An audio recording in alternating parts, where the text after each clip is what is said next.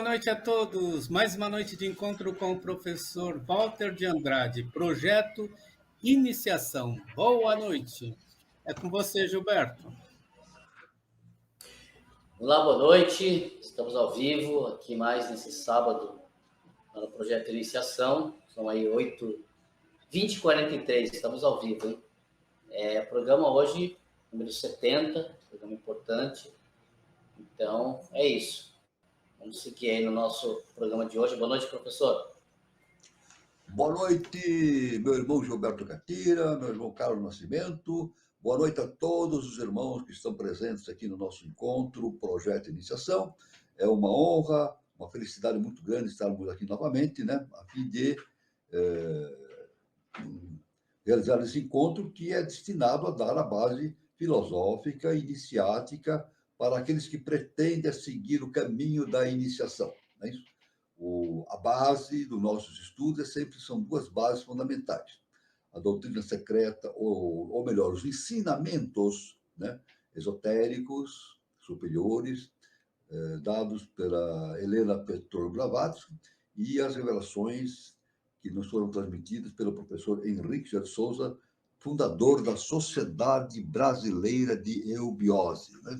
Então, o objetivo é a síntese do conhecimento, a fim de propiciar aos pretendentes ao caminho da iniciação informações e valores importantes para essa finalidade, né? O encontro também visa propiciar aquele que já esteja no caminho da iniciação, ou seja, aquele que já esteja, por exemplo, dentro do processo de iniciação na Sociedade Brasileira de Eubiose, visar a possibilidade de repensar tudo aquilo que foi aprendido e receber indicações para novas reflexões a respeito da sabedoria iniciática das idades. Outra finalidade, como sempre nós deixamos bem claro, é propiciar a reflexão a respeito do momento evolutivo que a humanidade está vivenciando neste início do século XXI e início da era de Aquários. Sempre lembrando, isso é de enorme importância para todos nós, que o Brasil é o berço da nova civilização, Pátria Lobatara Maitreya, patrimônio da Ordem de Cristo. Então, isso aqui é daqui que vai surgir uma nova civilização. Isso aí o nosso mestre já deixa uma data específica, ano 3005, como um ponto, um ápice para o desenvolvimento, pelo menos intermediário, da nossa raça ariana, propiciando o início de uma nova civilização. Então, ele diz que vai seguir mais 10 mil anos de muita evolução e assim por diante, né? Então, isso aí são ensinamentos do nosso mestre, professor Henrique José de Souza. Sempre lembrando que, para que a pessoa desenvolva o seu projeto e iniciação, é necessário, segundo os mestres nos ensinam, é necessário, inevitavelmente, que a pessoa se filie a uma escola iniciática. Então, a pessoa pode escolher a escola iniciática que mais lhe agradar. Mas do nosso lado, nós convidamos aqueles que estejam interessados a virem para a Sociedade Brasileira de Eubiose realizar os seus estudos. Sempre são 5 graus iniciáticos, iniciando com o grau peregrino, depois mais 4 graus iniciáticos, perfazendo 5 graus iniciáticos, a pessoa, no final desses 5 graus, tem a possibilidade de tornar-se membro efetivo da Sociedade Brasileira de Eubiose. Aí pode participar de todas as reuniões, tanto públicas como internas, participar de todas as ritualísticas, yogas e todos os trabalhos internos, e mais do que isso, tem a possibilidade de estudar as revelações do nosso mestre, professor Henrique de Souza. As revelações são milhares e milhares de páginas escritas por ele, e então está aí uma possibilidade imensa para o desenvolvimento do autoconhecimento. Como é que a pessoa pode entrar em contato com a Sociedade Brasileira de Eubiose? É simples. Entra no Google, no busca do Google, clica lá, Sociedade Brasileira de Eubiose, vai aparecer o link da Sociedade Brasileira de Eubiose. Ali no link tem um botãozinho, você clica onde estamos e vai aparecer as referências de todos os departamentos que existem no Brasil e no exterior. Então a pessoa entra em contato, lá tem o telefone, o endereço, o e-mail, etc. A pessoa entra em contato com o departamento, né, na sua cidade ou próximo à sua cidade e pode, então, começar a realizar o seu curso preparatório justamente para este projeto Iniciação. São essas palavras iniciais que nós queremos dizer para todos os nossos prezados irmãos que estão aqui nos assistindo. Aqui nós sempre desenvolvemos no nosso encontro, estamos desenvolvendo assuntos importantes a respeito da antropogênese, né? Ou seja, a origem e desenvolvimento das raças humanas na face da Terra, né? E, inicialmente, sempre como um preparo para o estudo da antropogênese, nós fazemos algumas observações a respeito de aspectos importantes relativos a esse assunto, né? Para a gente ir elucidando e jogando importantes informações para que as pessoas meditem sobre esses assuntos. O primeiro assunto aqui que eu gostaria agora de abordar, inicialmente, é justamente um termo bastante interessante, Hermanubis, né, com H, Hermanubis. É um tema, uma palavra muito importante, e então isso aí vamos fazer uma reflexão, porque frequentemente aparece esse nome na literatura, nas informações, etc., né, de iniciáticas. Então vamos ver exatamente a base que nos dá justamente a teosofia, Helena Blavatsky, a respeito desse assunto, Hermanubis. Ou seja, Hermes Anubis, o revelador dos mistérios do mundo inferior. Não do inferno ou Hades, como se interpretou erroneamente, mas de nossa terra, o mundo mais inferior da cadeia setenária de mundos. E também dos mistérios sexuais. Kreuzer, um eminente estudioso a respeito do assunto, né? Kreuzer, deve ter adivinhado a verdadeira interpretação, porque denomina Anubis Toti Hermes. Isso aí lá com base no ensinamento egípcio, né? Anubis Toti Hermes, ou Hermes, de um símbolo da ciência e do mundo intelectual. Era sempre representado portando uma cruz na mão. Cruz, que é um mundo dos símbolos primitivos do mistério da geração ou procriação da Terra. Na Cabala caldeia, ou seja, no livro dos números, o símbolo Tati, que é uma cruz, né? Refere-se a Adão e Eva, sendo esta a última raia horizontal ou transversal, extraída das costas ou da costela de Adão, ou raia perpendicular. O fato é que, esotericamente, enquanto Adão e Eva representavam a primitiva terceira raça-mãe, aqueles que, carecendo ainda de mente, imitavam os animais e se degradavam com estes, figurando também como símbolo dual do sexo. Então, aqui diz que Adão e Eva representavam a primitiva terceira raça-mãe. É claro que no Jardim do Éden está refletido justamente a história que nos indica a cessão, a ativação da tríade superior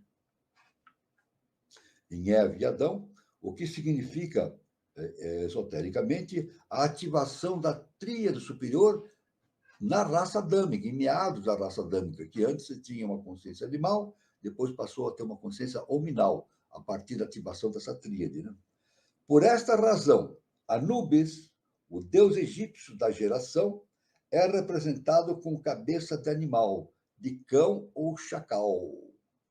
E dele também se diz que é o senhor do mundo inferior, ou Hades, no qual introduz as almas dos mortos, as entidades que se reencarnam, visto que o Hades é, em certo sentido, a matriz, como demonstram plenamente alguns escritos dos padres da igreja. Então, isso aí tem uma enorme relação também com a mitologia grega, também entra muito nesse sentido, Hades, né? Então, mas isso aí é fundamentalmente muito ligado com toda essa tradição egípcia. Então, eu estou aqui trazendo esse termo, né, Hermanubis, porque é de uma importância muito grande esse entendimento, né, para todos, né? E, evidentemente, cada um agora pode, no seu tempo, ir investigando e se aprofundando nesses assuntos, porque é muito importante para o entendimento da antropogênese como um todo, né? Um outro importante ponto a ser considerado, já que falamos em Hermès, né, é justamente o Hermès Trismegisto. Hermès Trismegisto. O Hermès 3 vezes grande. Olha só. O egípcio. Personagem místico, cujo nome foi tomado pela filosofia hermética. No Egito, o deus Tote, ou o deus Tote, né? Ou Deus ou Tote, é um nome genérico de muitos escritores gregos antigos que trataram de filosofia e alquimia. Hermès Trismegisto é o nome de Hermes ou Tote, em seu aspecto humano. Então, no aspecto humano é o Tote, né? O Hermès. Como Deus e muito mais do que isso. Como Hermès Tote, é Tote, a lua, isto é, seu símbolo é o lado brilhante da lua, que se supõe conter a essência da sabedoria criadora, o elixir de Hermès. Como tal, está associado com o sinocéfalo, o macaco com cabeça de cão, pelo fato de ser Anubis um dos aspectos de Tote. Isso está tudo relacionado com a mitologia egípcia. Aliás, a mitologia egípcia é muito rica, né? A gente vê lá nos túmulos, em todos os monumentos, tudo isso foi gravado, né? Pelos mestres, né? Que deixaram tudo gravado, essas imagens nas esculturas e nas paredes dos monumentos egípcios, né? A mesma ideia é a razão fundamental da forma do Deus da sabedoria hindu, o Genesa ou Ganapati, de cabeça de elefante, filho de Parvati e Shiva. Quando tem cabeça de Ibis, é o sagrado escrevente dos deuses. Porém, ainda neste caso, porta a coroa Antef e o disco lunar. É o mais misterioso dos deuses. Como serpente, Hermès Tote é a divina sabedoria criadora. Os padres da igreja falam extensamente em Tote Hermès. Então, a gente vê, então, Hermès Trismegisto, então a gente vê também os fundamentos herméticos, as 7 leis, né? Herméticas, né? Fundamentais, né? Os estudiosos nos apontam determinadas fontes de estudo, que indicam que, na verdade, Hermès não foi um só, mas uma dinastia. Claro que Hermès é proveniente da Atlântida, né? Isso. Quando Osíris veio de Atlântida, ele trouxe todo esse conhecimento com ele, né? Contido em Atlântida, e vieram junto dele seres de alta hierarquia, inclusive Hermès Trismegisto, né? O que se tem em conta, né? Mas Hermès Trismegisto, segundo algumas referências dadas pelos estudiosos a respeito do assunto, Hermès não foi um só ser, foi uma dinastia de seres, né, que foram se seguindo, né, para dar todo esse conhecimento fantástico contido no Antigo Egito, né? Daí, então, surge o que nós entendemos como a filosofia hermética, né?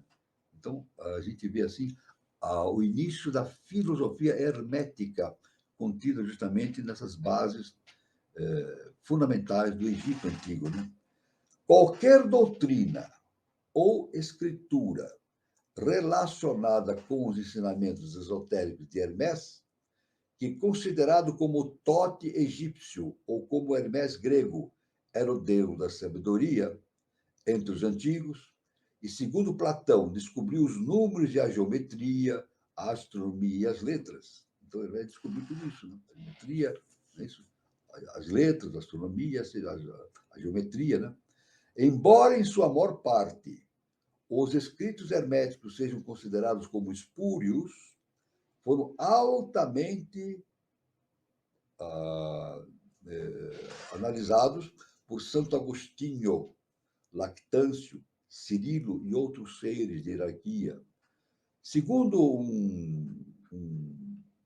uma autoridade a respeito desse assunto, citado por Blavatsky, chamado Baumwick, tais escritos estão mais ou menos retocados pelos filósofos platônicos existentes entre os antigos cristãos, tais como Orígenes e Clemente de Alexandria, que pretendiam provar seus argumentos cristãos apelando a esses venerados escritos pagãos, embora não pudessem resistir à tentação de fazê-los dizer um pouco mais do que o devido, apesar de alguns hábeis e interessados autores dizerem que ensinavam o monoteísmo puro.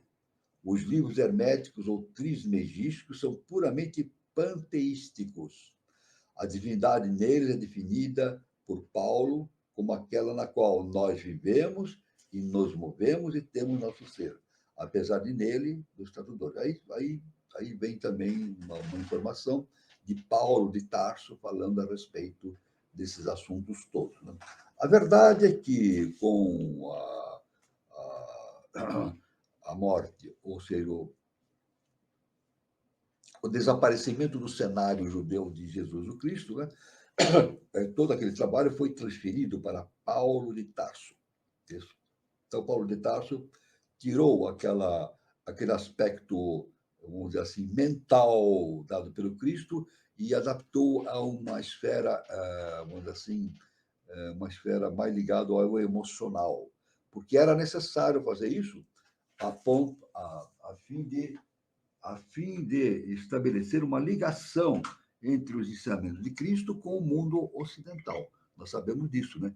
E isso foi tão importante, né, que o trabalho de Paulo de Tarso foi tão importante que o resultado foi a introdução do pensamento cristão no mundo romano, né? Roma, no início, perseguia os cristãos, né? Isso, perseguia os cristãos. Depois, com o trabalho de Paulo de Tarso, né, o que aconteceu foi que Roma, o Império Romano, assumiu a sua religião, a sua crença, no cristianismo, né? Tornou-se cristã. Então, isso aí foi muito importante, essa reviravolta que foi feita no mundo ocidental através do trabalho de Paulo de Tarso. Então, veja bem a importância de todo esse panorama que a gente tem. Como a gente sempre indica, né? Inicialmente, nós podemos entender que a história iniciática do mundo é feita por pedaços, né?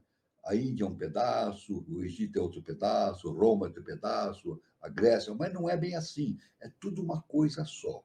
Tudo está interligado. Quem estuda a ciência inicial das idades vai perceber que está tudo interligado. Não somente o Oriente com a África, mas também com as Américas. Existe uma interligação de todos os conhecimentos, porque vem de uma fonte única. Esses conhecimentos vêm de uma fonte única. A divindade, é isso, o eterno.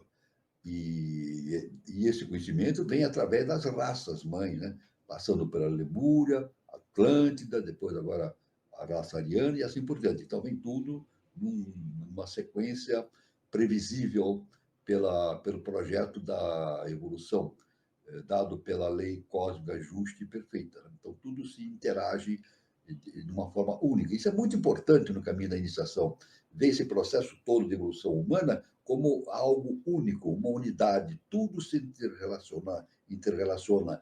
Nada acontece por acaso. Isso é muito importante, então, nesses estudos importantes, né? Agora, vamos ver aqui. Nós estamos falando aqui justamente dessas questões evolutivas, etc. E nós falamos lá no Antigo Egito, existiam seres de elevada estirpe espiritual chamado hierofantes. Hierofantes. É justamente isso que nós vamos ver agora um pouquinho a respeito do significado desse termo, hierofante, né? Do grego hierofantes, que significa literalmente aquele que explica as coisas sagradas.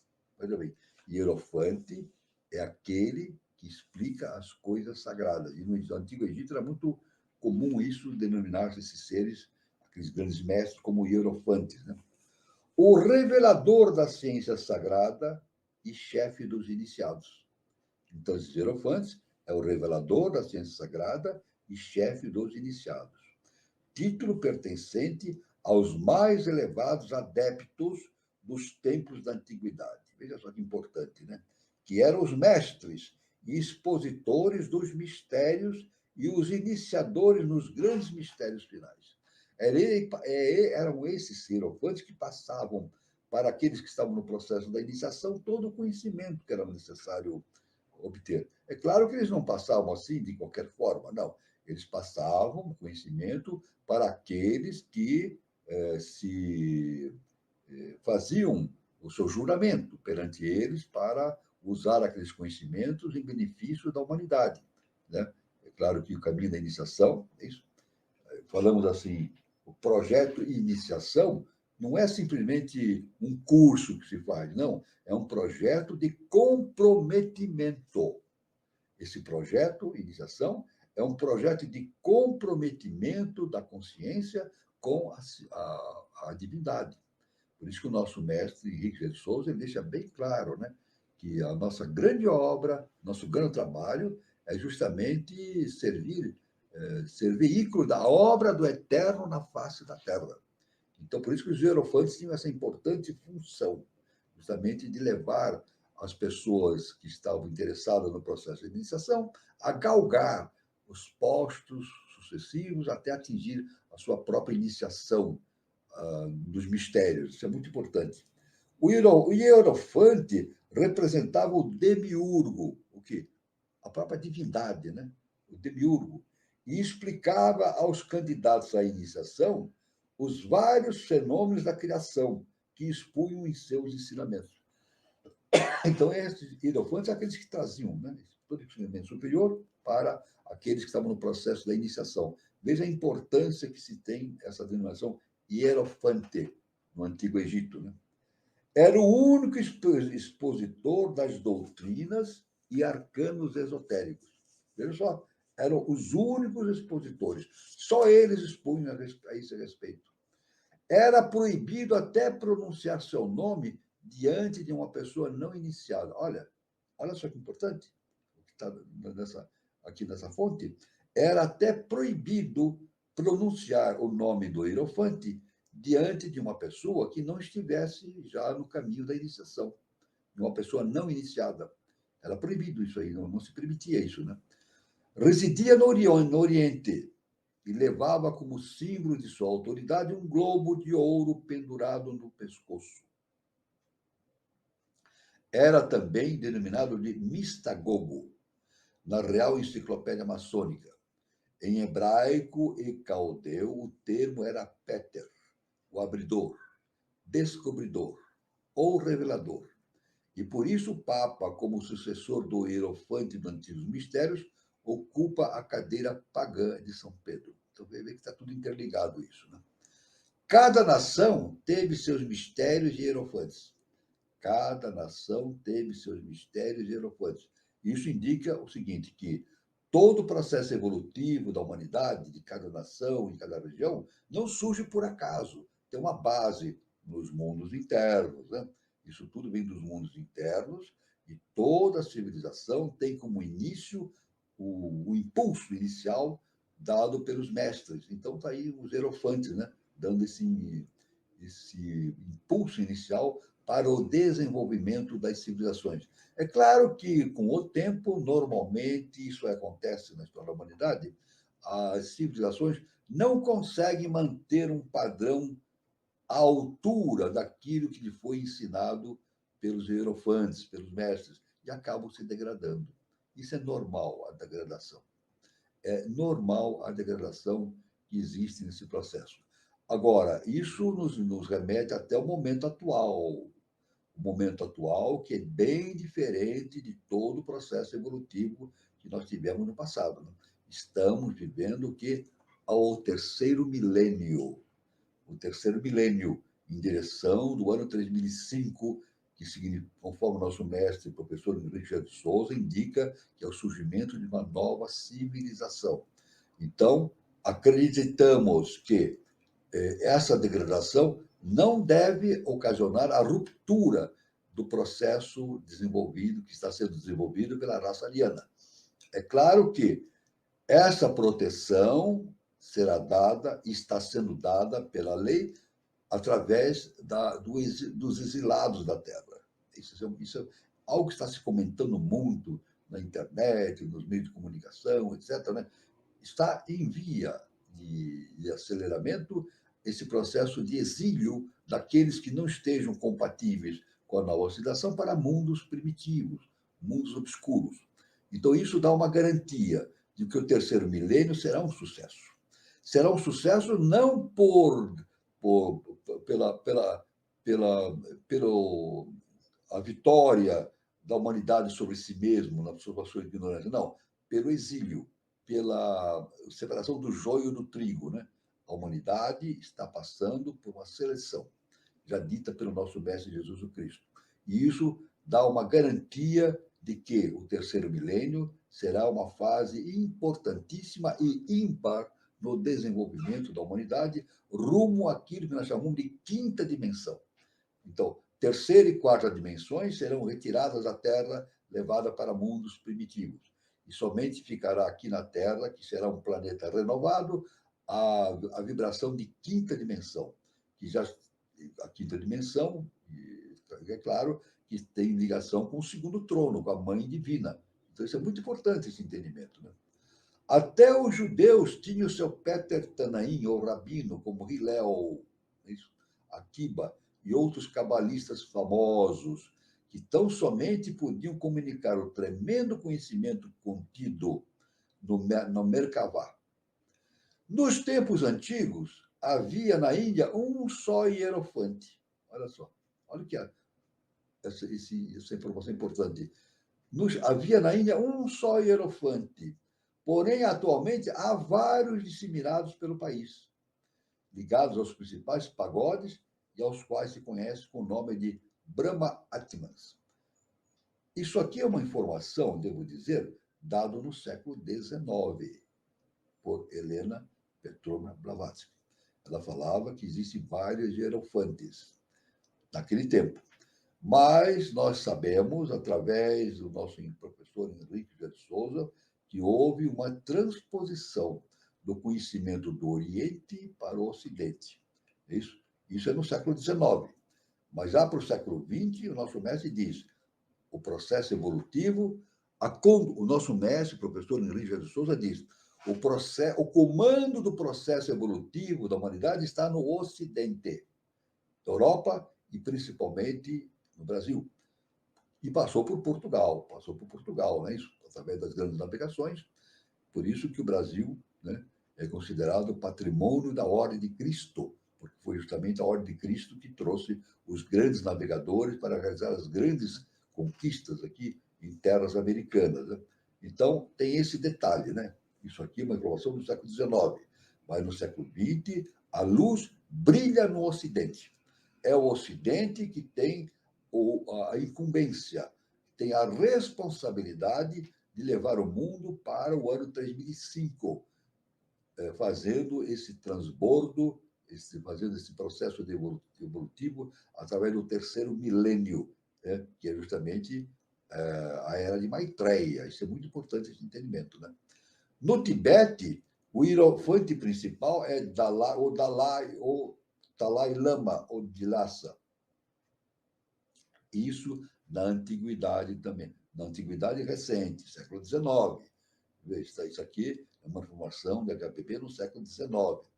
Muitas mudanças já ocorreram no século XX e fundamentalmente no século XXI, como dissemos, né? Está tudo no Ocidente. Isso, o processo evolutivo, a responsabilidade está no Ocidente. Entre as nações cristãs, somente as católicas conservaram o costume pagão na pessoa de seu Papa, embora, lastimavelmente, tenha sido desfiguradas sua majestade e dignidade de um ministério tão sagrado. Então, aí é uma observação, né, que é feita nesse trabalho de HPB a respeito desta instituição que é o papado, né? Que tem a sua história, né? Mas é sempre lembrando que o papado em si é uma função humana, na verdade. Nós não podemos misturar o papado com a Igreja Católica.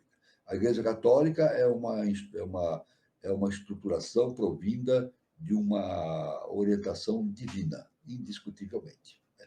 Indiscutivelmente. Agora, o papado, não. O papado é fruto da instituição católica, né? Então, com todos os seus erros, as suas intervenções erradas, aí a gente vê a Inquisição, o assassinato de muita gente, né? Uma mortandade muito grande feita pelos papas e pela Inquisição, e assim por diante, que isso é uma coisa divina, né? Não é uma coisa de Jesus o Cristo, que sempre pregou o perdão como uma fonte da eterna excelsitude, né? O amor e o perdão. Né? Então, isso aí a gente tem que entender essa questão da lei agindo e da instituição.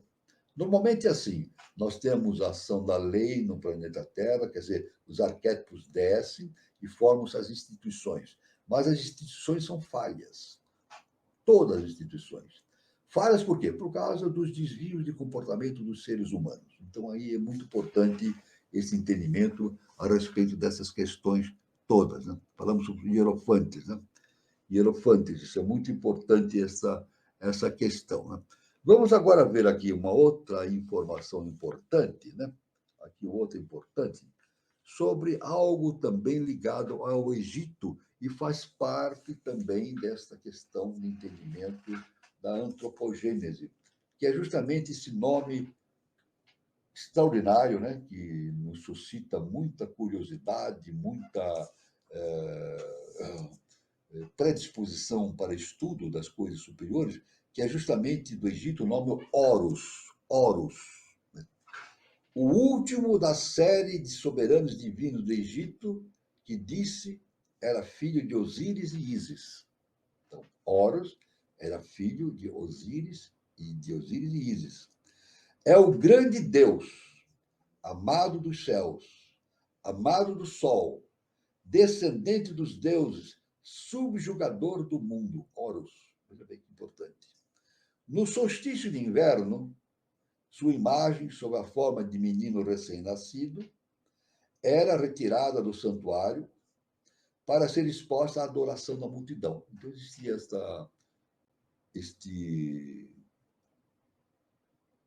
essa comemoração no Egito, né? A sua imagem era retirada do santuário, Horus, e exposta à adoração da multidão. Como Horus é a representação da abóbora celeste, veja, abóbora celeste, disse que veio do Maimize, o lugar nativo sagrado, ou a matriz do mundo. E é, portanto, o místico menino da arca. Isso, o Arga, ou, evidentemente, Agartha, símbolo da matriz. Cosmicamente é o sol de inverno. Ora, é o sol de inverno. Uma tábua descreve-o dizendo que é uma substância de seu pai, Osíris, de quem é uma encarnação, e que também é idêntico a ele. Horus é uma divindade casta, e como Apolo não tem amores. Seu papel no mundo inferior está relacionado com o juízo. A gente sabe que Osíris é o maior deus que existe justamente no Egito. Né? Foi quando houve aquela migração, uma grande migração atlântica para o Egito, veio comandada por Osíris. Não é isso? Então, Osíris é o grande deus do Egito. Né? Ele refundou o Egito. Né? Osíris refundou o Egito. O Egito tinha uma raiz lemuriana, né? Lemuriana, inicialmente. O Egito foi colonizado por seres lemurianos que fugiram da catástrofe do fogo na Lemúria, né? Então, depois veio uma nova leva de seres vindos da Atlântida, comandados por Osíris. Então, houve o domínio desses seres atlânticos, dominaram os lemurianos que lá estavam, que eram espiritualmente superiores. Então, disse iniciaticamente, veja, iniciaticamente, não a ciência oficial não fala isso, né? Mas iniciaticamente disse que o Egito tem uma raiz Lemuri-Atlante. Veja bem, tem uma raiz Lemuri-Atlante. É por esse motivo, então. Apresenta as almas a seu pai, Osíris, né? O juiz. Dele diz um antigo hino: por ele o mundo é julgado naquilo que contém. O céu e a terra encontram-se sob a sua presença imediata. Governa todos os seres humanos. O sol dá voltas segundo sua vontade. Veja só os íris, né? Horus. Produz abundância e a distribui por toda a terra. Todos adoram sua beleza. Doce é o seu amor em nós. Horus é o Cristo e simboliza o sol. Então, o Horus tem o mesmo significado de Cristo, que nós chamamos aqui o Cristo cósmico, né? O Cristo cósmico está relacionado, tem o mesmo significado, Horus, com o Cristo cósmico, que se manifestou através de Yoshua ben Pandira, lá nos tempos bíblicos, nos tempos da Bíblia da casa de Israel, né? No seu tempo, né? Então, simboliza o sol. Então, isso é muito importante, esse entendimento. A gente vê, então, que tudo se relaciona, tudo tem um ponto comum, né, em todas as manifestações de todos os povos, formando um conjunto único de conhecimento bastante importante, né? Agora, nós vamos ver aqui um outro significado importantíssimo, que na doutrina secreta, né, nos escritos de Blavatsky, ela dá o nome de ictus. Ictus, né? I-C-H-T-U-T-H-U-S, ictus. Que tem o nome dele é peixe. Ictus quer dizer peixe. Peixe. O símbolo de peixe, do peixe, é frequentemente relacionado com Jesus o Cristo, no Novo Testamento. Em parte porque as 5 letras, vamos ver aqui, em parte porque isso aí acontece. Porque as 5 letras que o compõem, tal palavra, são as iniciais da frase grega Jesus Christus Theo Huios Soter, que significa Jesus o Cristo Salvador, Filho de Deus. Aliás, isso aí no próprio escritos, né? Relacionado ao Jesus Cristo, né? No Evangelho, né? Existia um momento em que uma mulher ia ser apedrejada, né? Por motivo do seu comportamento, né? E os gregos, os judeus não gostaram do seu comportamento, iam apedrejar a mulher. E nesse momento que iam apedrejar a mulher, Jesus estava agachado no chão e desenhando um peixe. Com a mão ele desenhou assim um peixe. Isso no Evangelho está dito, né? Evidentemente, é claro que ele declara ali também que ele está fazendo parte desse trabalho também do ciclo de peixes, né? Que já se encerrou, e estamos agora no ciclo de aquários, né? Então, isso aí é muito importante. Por esta razão, seus seguidores, nos primeiros séculos do cristianismo, eram frequentemente chamados de peixes. E nas catacumbas encontram-se peixes desenhados ou esculpidos. Então, a imagem do peixe era sempre importante para identificar justamente os cristãos, né? Aqueles que seguiam Cristo, né? Eram desenhados na forma de peixe. Compare-se também o relato de que alguns dos primeiros discípulos de Cristo eram pescadores, e as palavras de Jesus: eu os farei pescadores de homens. Isso é também importante, né? Ele escolheu os pescadores para serem seus discípulos, entre os pescadores. E eles, então, ele foi muito claro entre os seus discípulos. Ele disse: eu os farei pescadores de homens. Veja que coisa importante, né? Note-se também que a vesica piscis, bexiga de peixe, figura convencional do peixe em geral, é encontrada muitas vezes rodeando uma imagem de Cristo, de uma virgem ou de um santo. É um oval prolongado, com extremos pontiagudos. O espaço formado pela intersecção de dois círculos iguais, cuja área é menor que a metade de um deles. Compare-se igualmente à religião cristã de clausura, a monja, Nun, em inglês, nome que em caldeu significa peixe.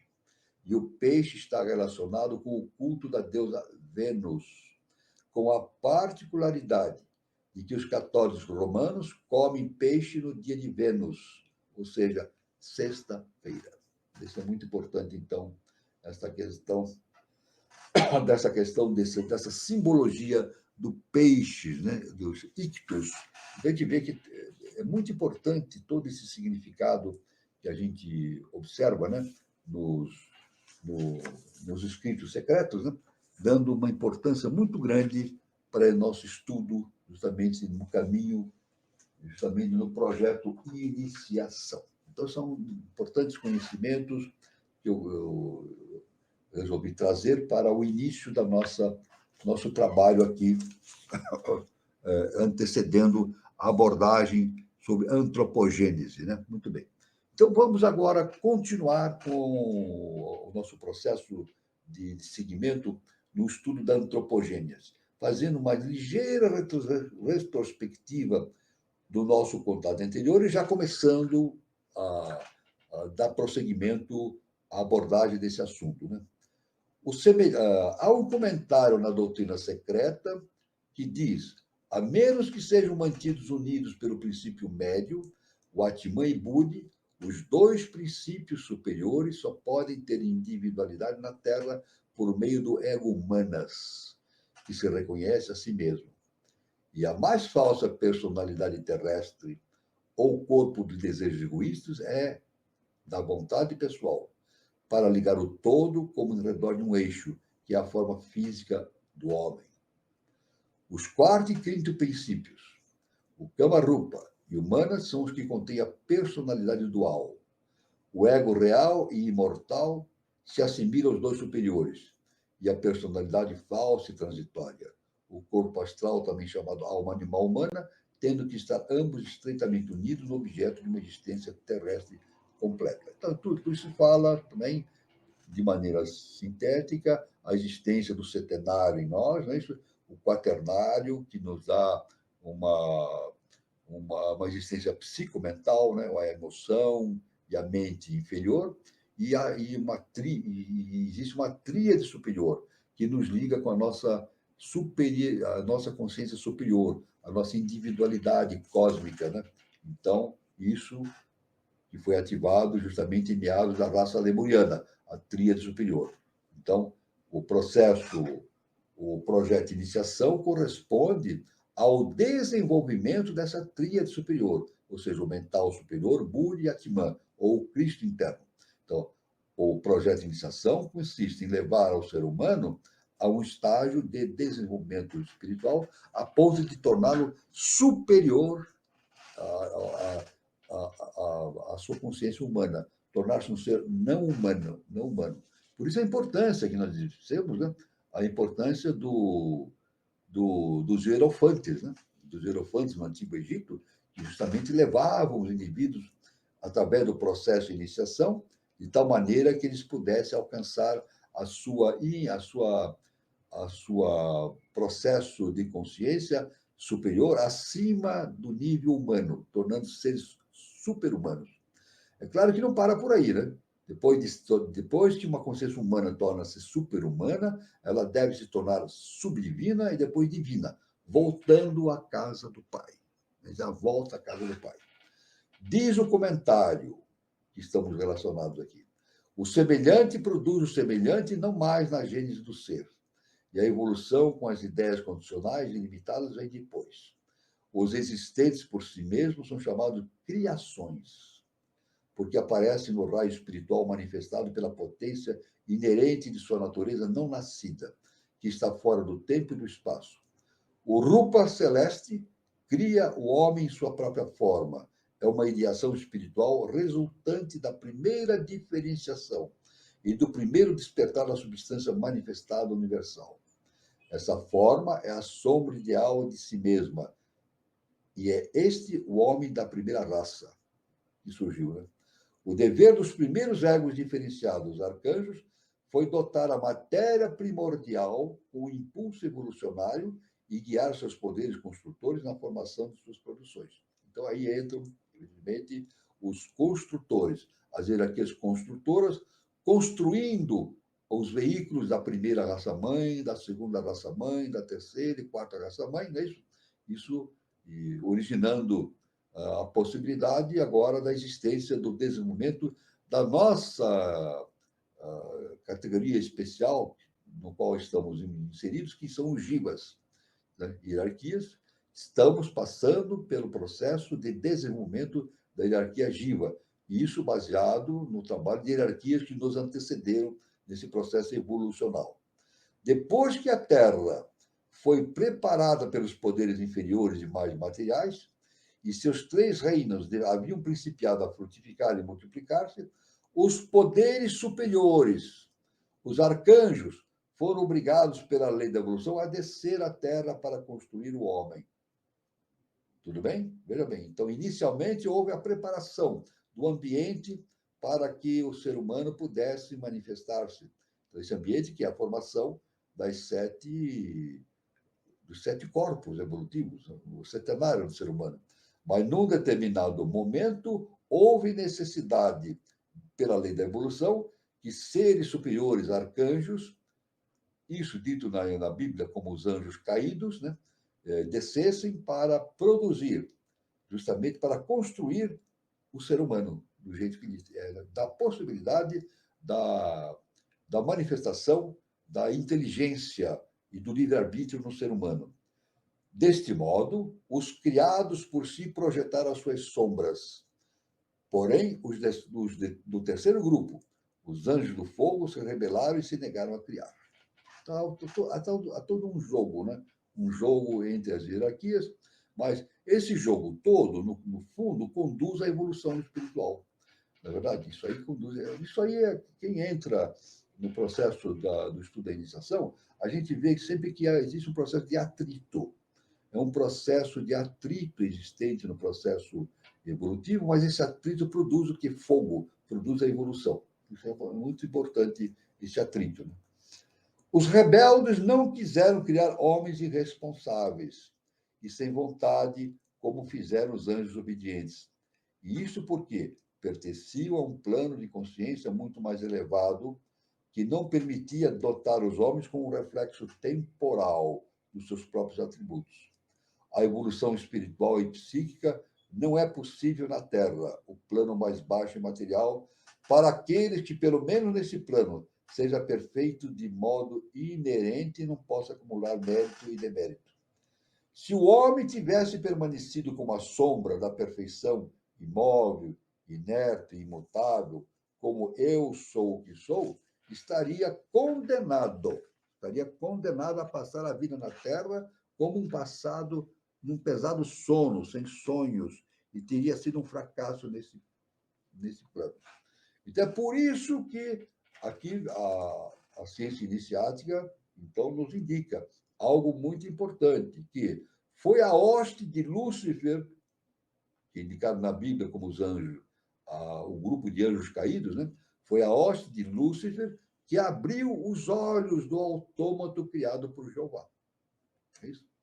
Foram os heroínos da luz, que sabiam muito e amavam ainda mais os que nos conferiram a imortalidade espiritual em lugar da física. Esses são os anjos rebeldes, cuja natureza é a sabedoria e amor. Então, veja bem que é um ato de rebeldia, né? Então, esta queda, a queda dos anjos, realmente, no plano universal, né, isso, fala-se muito em rebeldia dos anjos. Mas é uma rebeldia que faz parte do processo evolutivo. É isso. Sem a rebeldia, não há possibilidade da evolução. Tanto que o nosso mestre, o professor Henrique José de Souza, nos diz o seguinte, nos diz o seguinte, né? Somente os rebeldes se salvam. É necessário haver a rebeldia. a rebeldia contra os seus processos inferiores, justamente propiciando o desenvolvimento de uma consciência superior. Não é isso?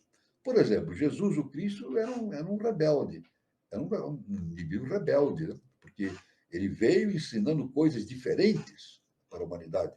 Nunca alguém tinha falado coisas tão diferentes naquele tempo como Jesus o Cristo. E a sua rebeldia foi tão evidente diante dos olhos daqueles que estavam parados no conhecimento que ele foi submetido à crucificação devido à sua rebeldia. Né? Inclusive, a nossa mestra Petrova Blavatsky, né? Ela é cognominada por Mário Rosso de Luna, né? Um grande estudioso espanhol, filósofo, astrônomo, né? Ele é cognominado, ele é chamado por Mário Rosso de Luna como a Divina Rebelde. A Divina Rebelde. Então, nós podemos ver que essa história que se vê em toda a história da mitologia, da ciência iniciática, né? O Quinto Senhor como um ser rebelde, isso indica que isso é necessário, essa rebeldia. Porque a inteligência é uma rebeldia. Por exemplo, a ciência é rebelde. Né? Para que a gente consiga a evolução no aspecto humano, desenvolver projetos, etc., há necessidade de uma rebeldia, de não ficar preso ao status quo, a permanecer sempre na mesma posição. Tem que ter uma rebeldia para entender as coisas, para superar as limitações, provocar o desenvolvimento de novas possibilidades. Então, isso é produto da ação de Lúcifer na nossa mente, né? Provindo do Quinto Senhor, provocando esse ato de rebeldia, justamente que nos eleva, nos produz a um caminho superior de entendimento. Né? Nossa Terra e o homem são o produto de 3 fogos, né? Fogo elétrico, fogo solar e fogo de fricção, correspondendo, respectivamente, espírito, alma e corpo. Interessante, né? Fogo solar, o fogo elétrico, o fogo solar e o fogo de fricção. E diz o comentário 9, justamente desse escrito que nós estamos mostrando. Os homens são completados somente durante o seu terceiro ciclo. São feitos deuses para o bem e para o mal, responsáveis somente quando os 2 arcos se encontram, depois de 3,5 rondas na quinta raça. São feitos assim pelos Nirmanakayas, restos espirituais dos Kumaras, condenados a renascer na Terra. Então, é preciso lembrar que os egos dos monos, os monos, são entidades obrigadas por seu karma a encarnar em formas animais, que são o resultado da bestialidade dos últimos homens da terceira raça, dos primeiros e da quarta. São entidades que tinham alcançado o grau humano antes da ronda e, portanto, são uma exceção à regra geral. Os sátiros foram os filhos das ervas animais, a Lilith, a fêmea animal, que se uniu a Adão. Desta união antinatural descendem os monos atuais. A forma não significa nada. Na sexta raça raiz, os fósseis do orangotango, do gorila, do chimpanzé, serão os dos mamíferos quadrumanos extintos e novas formas se desenvolverão dos tipos extraviados das raças humanas, ao voltarem eles à vida astral, saindo do lodo da vida física. O karma conduzirá adiante as mônadas dos homens atrasados da nossa espécie e as alojará em formas novamente desenvolvidas do sinocéfalo regenerado fisiologicamente. Isso acontecerá em milhões de anos. A terceira raça caiu e não criou mais. Ela engendrou sua progenie. Como na época da separação ainda não tinha mente, ela engendrou também uma descendência anômala, até que a natureza fisiológica ajustou seus instintos na direção divina. Em síntese, todo logos criador ou filho, que é um com o Pai, é em si mesmo a hoste dos regentes do mundo ou mente crística. A alegoria de Prometeu é a história de Lúcifer, que foi precipitado no abismo para viver como homens. Então, aquela história da fábula de Prometeu, né, que trouxe o conhecimento de Deus para a Terra, né, e provocou uma grande revolta do deus de Júpiter, né, Então, é justamente a história de Lúcifer, né? Que é uma projeção do quinto senhor, e mais é precipitado no abismo da existência humana para justamente viver como ser humano, mas não somente viver como ser humano, trazer para o ser humano os arquétipos necessários para o desenvolvimento da tríade superior e formação da consciência humana. Isso é muito importante. Então, veja bem o jogo que é cósmico, né? O jogo cósmico é muito interessante. Nada acontece por acaso. Isso. Então, é muito difícil entender isso, essa questão do que nós falamos, né? Da queda dos anjos, né? Da rebeldia. Isso tem que ser entendido de uma forma não polarizada. Por isso que o nosso mestre, o professor Henrique de Souza, ele diz que quem entende a polaridade entende tudo. Então, devemos entender no conjunto cósmico de como funciona isso, dizendo o seguinte: não é bem e mal, é o necessário. Não é simplesmente bem e mal, é o necessário que isso aconteça para que as coisas evoluam dentro dos padrões da justiça cósmica, da lei cósmica justa e perfeita. A filosofia esotérica afirma que somente o Sandias, o Sol central, emite luz criadora passivamente, por assim dizer. A causalidade está latente. Só durante os períodos de atividade do ser é que se processa uma corrente de energia incessante, cujas vibrações adquirem mais atividade e potência a cada degrau da escada evolutiva do ser, no arco descendente e depois no arco ascendente também. Então, a gente vê por aí a importância que existe justamente em todo esse processo evolutivo, né? Todo esse processo evolutivo que existe. Né? Agora, como eu sempre digo, né? Não me canso de repetir isso. Né?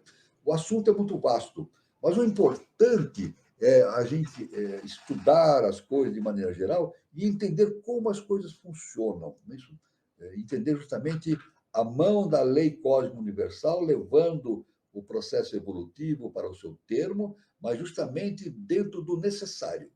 É necessário fazer determinadas coisas. Então, escapa da dualidade entre bem e mal. Né?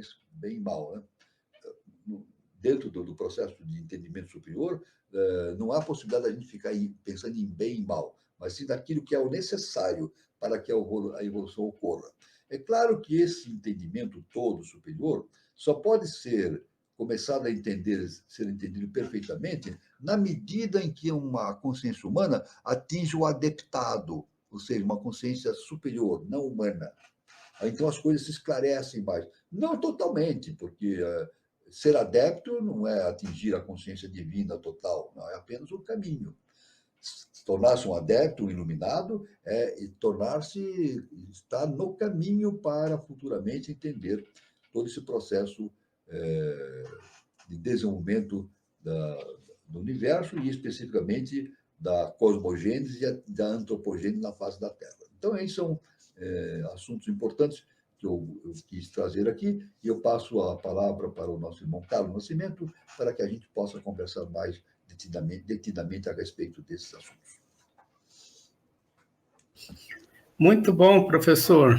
Muito interessante. Você falou muita coisa, a gente tem muitas perguntas aqui, o pessoal fazendo, e eu gostaria de colocar uma, professor. Pois não.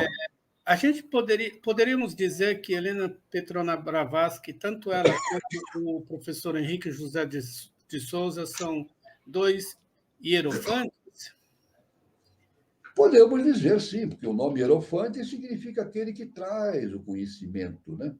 Hierofante é aquele que traz o conhecimento, né? É um nome específico, né? Era dado no Antigo Egito, né? Poderíamos chamar que eram os hierofantes, eram seres que trazem a luz, né? É claro que o hierofante ele não traz a luz que está dentro dele, simplesmente. Ele é veículo da luz superior. Ninguém tem a luz. Olha, ninguém tem a luz dentro de si mesmo. Na verdade, nós somos iluminados. É por isso que o processo que nos conduz ao conhecimento superior significa o processo de iluminação. Nós somos iluminados pela luz superior.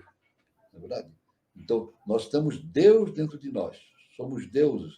Então, nós temos a luz. A luz de Deus foi projetada dentro de nós, só que nós nos esquecemos. Então, a gente pode considerar, de maneira geral, como hierofantes, seres de alta hierarquia que trazem esse conhecimento para nós, né? Para nos libertar das nossas limitações humanas. E foi muito interessante você fazer aquela colocação, né, do povo egito, a relação deles com a Lemúria e também com a Atlântida. Sim, sim. E tudo isso contribuiu para a formação da raça ariana, mas essa junção desse povo sumiu, professor? A gente não tem mais povo egípcio, né? Como assim? Eu não entendi. Por exemplo, aquele povo do Sim. Egito antigo, hoje o Egito é completamente diferente. Sim, claro. É como se não tivesse mais essa ligação com o passado. É claro, é claro. Sempre há uma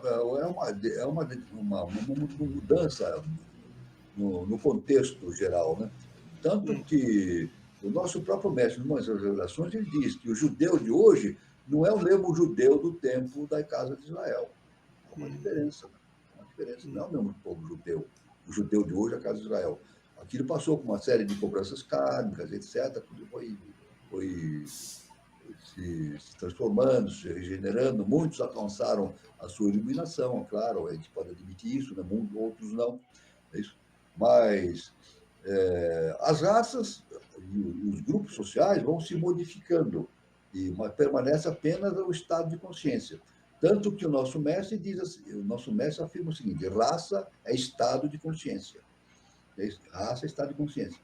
E as consciências, elas vivem em diversos lugares, não é isso?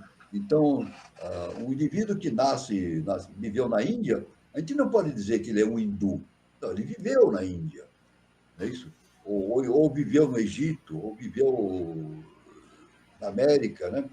A gente vai renascendo em diversas regiões do planeta à medida das necessidades que hajam, tanto para a nossa evolução, como para a evolução coletiva, né? O importante é isso, é raça e estado de consciência. Tanto que, nós sempre afirmamos isso, né? A raça lemuriana desapareceu fisicamente, a raça atlântica desapareceu fisicamente, mas em estado de consciência ela não desapareceu. É isso? Existe a grande maioria da humanidade tem consciência lemuriana. Veja bem, a grande maioria da humanidade está na consciência lemuriana, uma terceira dimensão. Está se falando muito na internet, terceira dimensão. E grande parte da humanidade tem uma consciência atlântica, de quarta dimensão, terceira e quarta dimensão. É isso? E uma pequena parte menor, tem uma consciência já caminhando para uma quinta dimensão relacionada com a raça ariana. Né? Então, isso aí é muito importante. Então, raça é estado de consciência. Por isso que hoje está se falando muito dessa questão de terceira, quarta e quinta dimensão, e que chegou ao ponto de fazer essa divisão. Né? Chegou ao ponto, por isso que o sucesso que vai ocorrer no terceiro milênio vai ser justamente baseado nisso que não aconteceu ainda plenamente, a separação do joio e do trigo. Isso vai acontecer, e já está acontecendo. Então, quem estiver na terceira e quarta dimensão sai do planeta Terra e vão para globos obscuros. Isso o nosso mestre falou. Nosso mestre falou assim: quem não estiver preparado para a nova civilização, não fica mais na Terra, vai para globos obscuros. E tem outras fontes que dizem, o Espiritismo fala isso, outras fontes falam a respeito desse processo de separação, né? Não é para o mal, é para o bem de todo mundo, né? Todos vão ser beneficiados com isso, né? A lei é justa e perfeita, a lei age pelo perdão, a lei cósmica age pelo amor e pelo perdão. É isso. Então, exilar alguém da Terra não é um ato de ódio nem de amor, é o perdão. Né? Todos têm a possibilidade da sua evolução, todos têm esse direito, a dignidade nos dá.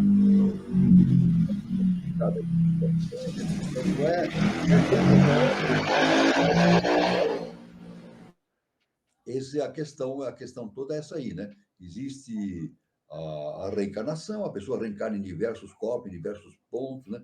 Agora, é claro que não existe mais o que nós entendíamos como o Egito daquela época, que sumiu, não existe mais, né? Não existe mais.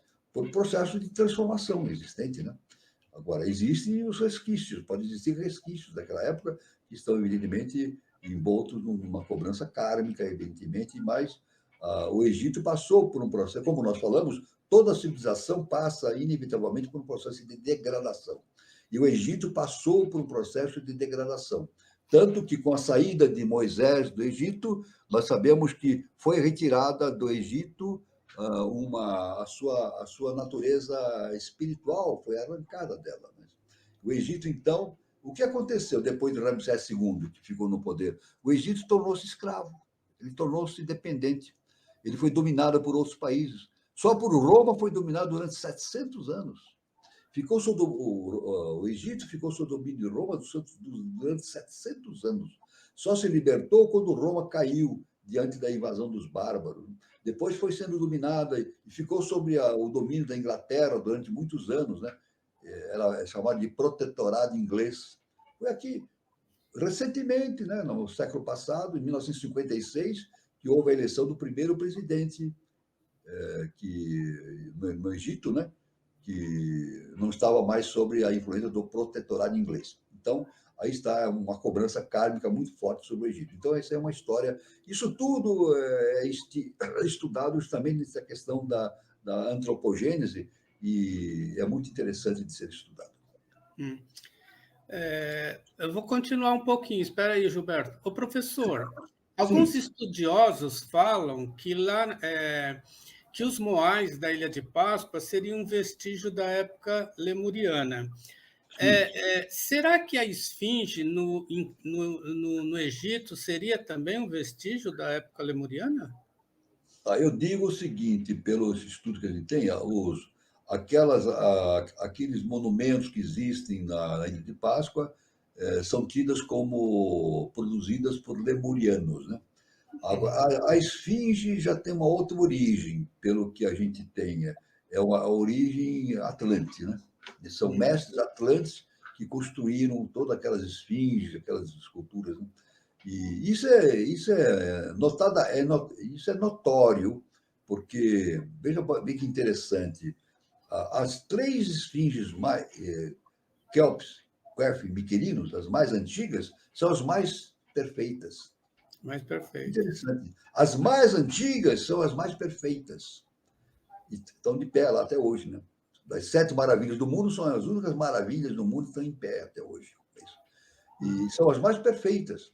Todas as outras, os outros monumentos que se seguiram a essas três esfinges, são de natureza arquitetônica e artística de qualidade inferior, porque já não foram feitas por aqueles mestres vindo da Atlântida, né? Que usaram métodos que até hoje a arquitetura não sabe como. Até hoje a arquitetura não sabe explicar como foram construídas as pirâmides, né? Aquelas pedras foram colocadas. Não tem montanhas por perto. De onde tiraram aquelas pedras? De onde eles cortaram? Como eles trouxeram? Como foi transportada? Como aquelas pedras foram transportadas? É um enigma para a ciência atualmente. Não há uma explicação. É isso? Os estudiosos, os arquitetos tentam entender isso, mas não conseguiram dar uma explicação ainda de como as pirâmides foram construídas. É claro que as pirâmides foram construídas com os recursos, inclusive mágicos, da Atlântida. É isso? Não somente físicos, mas mágicos também, da magia atlântica. Isso aí o nosso mestre fala a esse respeito. Da magia atlântica usada para fazer aqueles blocos, encaixar e trazer de onde quer que seja, né? Então, é uma coisa maravilhosa esse aspecto. Então, ali tem uma tecnologia, não lemuriana, uma tecnologia atlântica. Gilberto, você tem alguma colocação para fazer?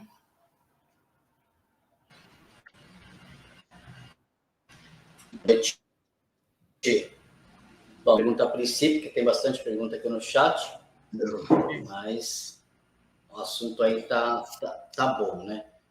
Só lembrando, deixar um recadinho para o pessoal que está acompanhando aí ao vivo, né? Hoje é o nosso programa de número 70. Olha que bacana, né? Então, a gente está fazendo o programa de hoje de número 70. Isso significa que a gente fez aí 70 programas. Então, temos aqui no canal um conteúdo bastante vasto, com muita informação. São muitas horas. Então, quem ainda não acompanhou, quem não tem acompanhado, quem está atualmente, pode navegar aí dentro do canal, tem bastante informação, conteúdo exclusivo. E então você pode compartilhar aí para o pessoal, para um amigo, né, para um colega, para pessoas que gostem, né, desse assunto. E assim, curte, né, o vídeo aqui no canal, que isso torna o nosso conteúdo relevante também dentro da plataforma. E se você tiver alguma pergunta, algum questionamento, você pode mandar aqui ao vivo agora, neste momento, enquanto nós estamos aqui, ou posteriormente, você assistindo esse vídeo gravado, você coloca ali, escreve aqui embaixo, tem um campo ali, né? Você coloca a pergunta, que depois todas as perguntas são respondidas aí pelo professor. Então, temos aí bastante conteúdo. Fiquem à vontade, compartilhem, se inscrevam no canal, recomendem. E a gente está aqui com o professor todo sábado à noite, com o maior prazer, o professor produzindo aí esse conteúdo da mais alta e exclusiva qualidade. É isso. Muito bom, Gilberto. O senhor viu alguma pergunta, professor? Não, tem o Júlio Teixeira, ele pergunta: Osíris, Ísis, Horus estariam em relação com Henrique, Helena e Hélio, Selene? Veja bem, nós devemos dizer o seguinte, que no processo, nós podemos responder de maneira geral, né? Todo processo evolutivo, ele acontece através da ação de agentes, de veículos, né? Veículos que trazem esse conhecimento, né? É necessário que isso aconteça porque o nosso universo é tupuístico, né? Tupuístico. Então, o potencial de conhecimento ele é reduzido até um ponto básico para que a gente esse conhecimento possa ser trazido para a face da Terra. Então, Osíris, Is e Horus estabeleceram o seu trabalho na época, né? Henrique, Helena, Hélio, Selene estabeleceram esse trabalho na nossa época também. Então, todos estão trabalhando como veículos para que desça esses arquétipos, esses conhecimentos superiores para o nosso plano. Claro, todos têm relação, todos nós. Inclusive nós mesmos, né? O nosso trabalho, por mais humilde que seja, está em relação com esses seres também. Veja bem que importante. Viu? A gente vive ainda numa faixa de ignorância, como seres humanos, né? Vivemos aí numa faixa de ignorância muito grande, né? Com respeito à nossa consciência divina, né? Estamos ainda tentando entender isso. Mas todo o trabalho que um ser humano faz para justamente a obra do eterno na face da Terra tem uma validade cósmica enorme, né? Tem um valor cósmico enorme. E é justamente isso aí que dá valor para o ser humano, né? Quando ele trabalha para a mente cósmica, colaborando com esse processo cósmico da evolução. Então, todos aqueles que são veículos da divindade têm relação entre si, todos, porque é sempre a unidade que está relacionada, né? Nós só não podemos, na nossa cabeça, não podemos ainda estabelecer as diferenças de hierarquia, de alturas, porque isso não cabe na nossa cabeça ainda, né? É muito difícil para a gente estabelecer essas diferenças de diferenças de alturas, né? Mas isso não importa. O importa é o trabalho pela obra. Não importa a grandeza de uma consciência simplesmente. O que importa é o trabalho que esteja sendo feito, né? Se um ser humano, por mais humilde que seja, por mais limitação que esteja na sua própria ignorância, mas se ele está determinado e trabalhando pela obra do Eterno na face da Terra, ele está fazendo um trabalho cósmico. Isso é importante, está fazendo um trabalho cósmico dentro das suas limitações. Mas isso a lei dá valor para isso, claro. A lei dá valor. Não há o mais, o maior e o menor, maior e o menor. É isso? Dentro da estrutura do universo, não existe essa consideração daquele o maior e o menor, não. Todos estão trabalhando. O importante é todos estarem trabalhando pela obra da eterna paz da Terra. E diante do eterno, nós somos todos considerados com a mais justa apreciação diante do trabalho que nós executamos. É isso que eu queria explicar, né? Muito bom, professor. O Guilherme Guazelli Neto coloca o seguinte: quando se tem conhecimento hermético, aí conseguimos ver o olho da divindade. Ele continua: assim ocorrendo, atingimos a iluminação? Atingimos a iluminação justamente quando desenvolvemos essa capacidade de olhar as coisas e ver as coisas diretamente, né? A ciência sempre analisa o objeto. Veja bem, na verdade, como que a ciência faz? Tem o observador e o objeto. Então, o observador olha o objeto, estuda, faz as suas relações matemáticas, assim como a ciência estuda a astronomia, né? A ciência olha para os astros, através dos telescópios, tudo, e tenta entender o universo, os astros, nessa relação entre o observador e o objeto. Agora, no processo da iluminação, aí vai mais profundo, porque a consciência começa a ver o objeto dentro dele mesmo, ele está incorporado, né? Por isso que ele torna-se um iluminado, né? Então, conseguimos ver o olho da divindade, nós conseguimos olhar com o olho da divindade, né? Podemos dizer assim, podemos conseguir ver o olho da divindade, podemos até dizer, conseguimos ver as coisas com o olho da divindade. É isso? Conseguimos ver as coisas com o olho da divindade. Então, quando nós nos tornamos cada vez mais próximos da iluminação, a gente consegue essa introjeção para dentro de nós mesmos, né? Até o ponto do adeptado, e enxergar o universo dentro de nós mesmos. Olha que importante, né?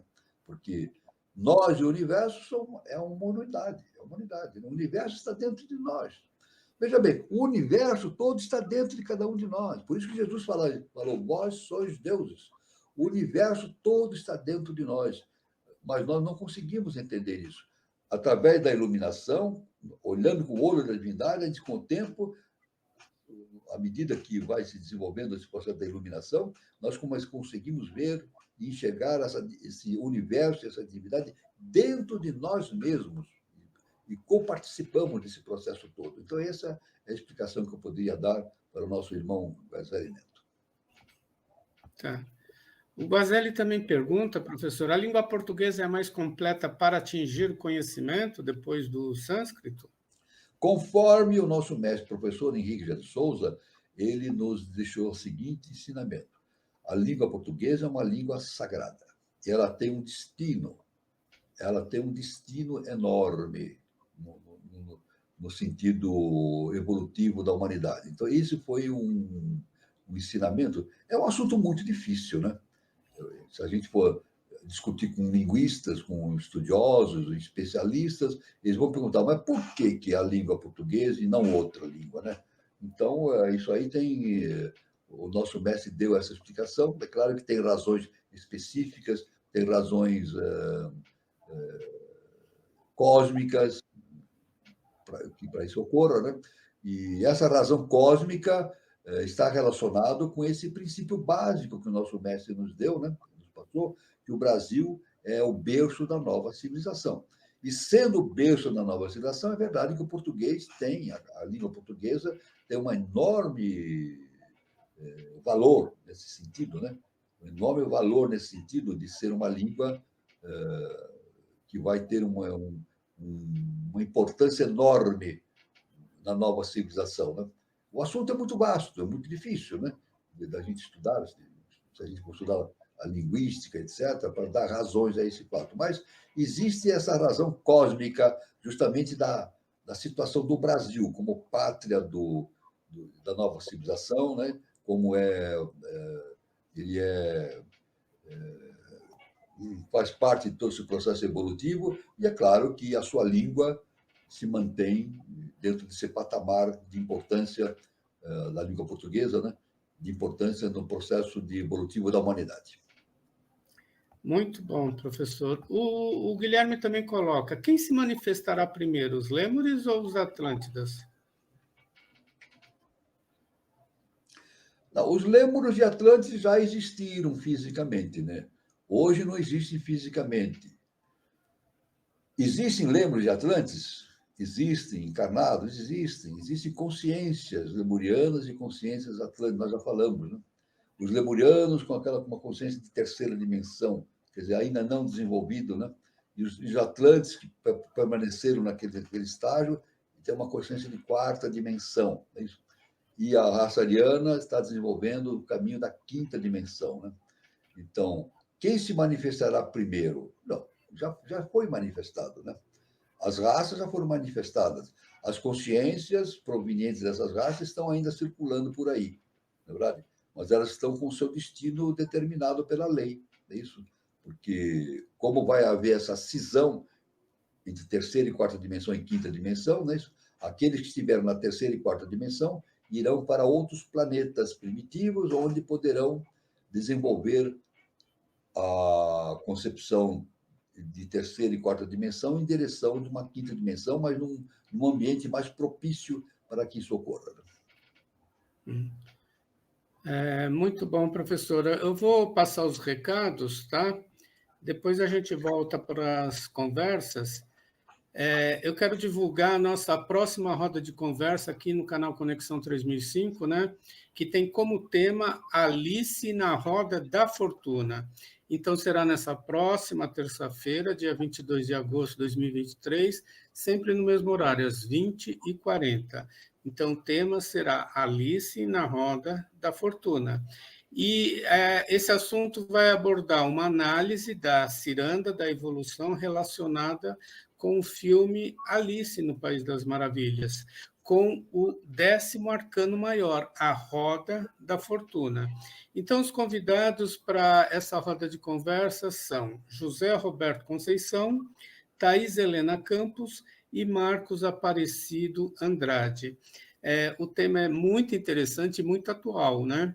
E os mediadores serão Daniela Troncoso e Eduardo Nunes. Então, prestigie a nossa roda de conversa agora na terça-feira, dia 22 de agosto, às 20h40. Então, eu também queria falar sobre o Espaço Shakti, né? O Espaço Shakti Nova Era, né? Centro de Terapias Holísticas, que tem a sua matriz lá na cidade de São Lourenço, sul de Minas Gerais, tá? Quem estiver passando por São Lourenço, faça uma visita no Espaço Shakti Nova Era, que fica na Praça Helena Jefferson de Souza, 38, anexo 1. Para mais informações, via WhatsApp, prefixo 35 de São Lourenço, e o telefone é 99756-6874, e no Instagram é @Shakti Nova Era. E informando também que nós temos o Espaço Shakti Nova Era em Brasília, temos também uma unidade aqui em São Paulo, no departamento de Santana, e breve será inaugurada uma também em São Paulo, no departamento do Sumaré, tá? E eu queria também falar sobre vivências sistêmicas, tá? Então, vai ser falado sobre relações organizacionais, tá? Então, esse tema será feito presencial ou online, agora, dia 27 de agosto, né, de 2023. O horário é das 8h30 da manhã, né, às 11 horas, horário de Brasília. O local será Shakti, São Lourenço, né, o Shakti Espaço Nova Era lá em São Lourenço, ou pelo Zoom online, tá? Então, será debatido as relações organizacionais, e as facilitadoras serão Gil Tomé, nossa parceira, né, que nos prestigia aqui no Conexão 3005, e Carla Perim, tá? O tema é super interessante, eu acho que vai ser muito bom para quem está querendo se atualizar nessas questões, né, nessas vivências sistêmicas, né, e tudo mais. Então, aí também tem um telefone, né? Quem está em São Paulo é 11, prefixo 11, 9, 5090, 9898. Quem está no Rio de Janeiro, 21, né? É 9, 7238, 1043. Então, vai ser lá no espaço Shakti São Lourenço, tá? E as facilitadoras Gil Tomé e Carla Perim. Eu queria também falar, prestigiar aqui o nosso querido Newton Schultz, né? Que ele vai ter uma vivência também, né? Em Aiuruoca, Minas Gerais. Bem no equinócio da primavera, né? 23 e 24 de setembro, ao vivo, com ele mesmo, equipe e convidados, e seu custo com logística pessoal, o único custo que você vai ter é esse, porque parece que vai ser 100% gratuito.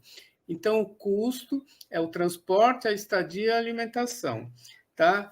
Nosso encontro, palestras e vivências. Então, corra, porque eu acho que... Eu nem sei se já não esgotou toda essa vivência. Então, o Newton Schultz, ele tem uma dinâmica muito interessante para abordar todos esses assuntos, e agora ele está sediado lá em Aiuruoca. Aiuruoca é uma cidade magnífica, aos pés da Serra do Papagaio, né? Minas Gerais. Então, acho que vale a pena vocês buscarem mais informação sobre essa vivência, tá bom? Bom, professor, então seria isso. Deixa eu ver se tem mais alguma pergunta. Quero aqui, tem um do Guazelli Neto, aqui, o necessário é o agora. Isso. O necessário. Realmente, isso aí é uma importância muito importante do nosso irmão Guazelli Neto, né? Porque o nosso mestre fala que a nova civilização terá início no ano 3005. Quer dizer, terá início na sua forma que nós podemos classificar pela sociologia, pela política, etc. Né? Mas a nova civilização começa agora, já está sendo montado agora, na verdade. Então, não é necessário dizer, a gente falar assim, daqui a 1000 anos, tem muito tempo. Não, é agora que tem que ser feito. Né? Os mestres estão aí à nossa volta, a todo instante, permanentemente. Mas o ser humano precisa fazer sua parte. Em termos mais profundos, dizemos, é necessário realizar na existência objetiva aquilo que existe no subjetivo, nos arquétipos cósmicos. Temos um passado, um presente e um futuro, como é característica da nossa consciência tridimensional. Do passado é apenas importante a experiência. No presente, é necessário o exercício da vontade para realizar uma cultura inovadora. Isso é muito importante. Então, o nosso irmão Guazelli falou certo. Outra coisa que o nosso irmão Guazelli falou também, ele fala sobre o adepto é aquele que conhece o silêncio. É realmente isso. Realmente. O adepto é aquele que atinge um ponto em que ele silencia a sua parte interna. É isso? Então, ele torna-se um ser super-humano. É justamente dharana, né? Dharana é justamente a perfeita concentração mental. É justamente o mental superior, sintético, dharana. É a perfeita concentração mental. A pessoa ela fica em silêncio porque ela não é mais direcionada pelos barulhos que vêm de fora ou de dentro. Então ela percebe o silêncio. Quando a consciência fica em silêncio, fica imperturbável, então ela é iluminada. Vem a luz superior, vem e ilumina. Então esse é o processo da iluminação. O processo da iluminação é justamente quando acontece o silêncio da consciência, possibilitando a descida completa, ou não só a descida, mas a expansão da sua consciência divina de dentro para fora. Podemos fechar, ou se eu tenho mais alguma pergunta para... Não, só isso que eu queria falar. Tá. Bom, eu queria, em função do horário, a gente tem que finalizar, né? Eu queria, mais uma vez, agradecer a todos pela participação, né? Pela audiência, e desejar a todos um bom final de sábado, um bom final de semana, né? Um bom domingo, e até a próxima roda de conversa, terça-feira, e até o nosso próximo encontro, né? De número 71, que é o sábado que vem. Pessoal, tudo de bom, boa noite e até breve. É com você, Gilberto. Isso aí, Carlos. Bom sábado para todo mundo que está aí conectado, né? Bom restinho de noite, de sábado, um bom domingo, um bom fim de semana. E aguardamos vocês aqui no próximo programa, que é terça-feira, e no próximo projeto de iniciação, sábado que vem. Boa noite a todos, bom fim de semana. Boa noite, professor. Muito obrigado, meu irmão Gilberto Cartilha, meu irmão Carlos Nascimento, a todos os irmãos que estiveram presentes aqui. Estaremos aí presentes na terça-feira que vem, no sábado, continuando os trabalhos e, como sempre digo, luz, paz e amor para todos e fiquem todos com Deus.